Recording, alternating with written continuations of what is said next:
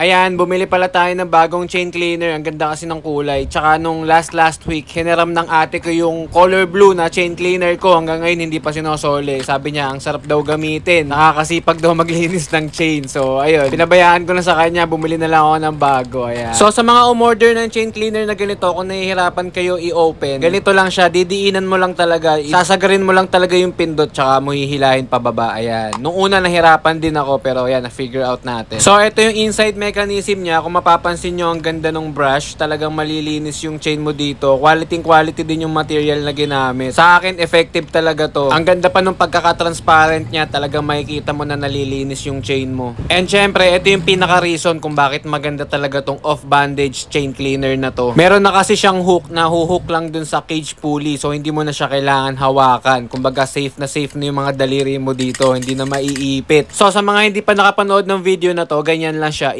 Ihuhook mo lang siya sa cage pulley, tapos may butas yan sa ibabaw, dun mo lalagay yung degreaser, tapos ayan, iikot mo lang yung pedals hanggang sa malinis lang siya. O diba, hindi mo na kailangan hawakan. Kapag nabitin ka pa sa isang lagay ng degreaser, pwede mo naman uli lagyan para mas malinis yung chain mo. So meron siyang dalawang kulay. Itong pink, mas mahal lang siya ng mga 5 to 10 pesos lang, pero mas maganda, diba? Syempre available yan sa Yellow Basket natin. Order na guys, ride safe.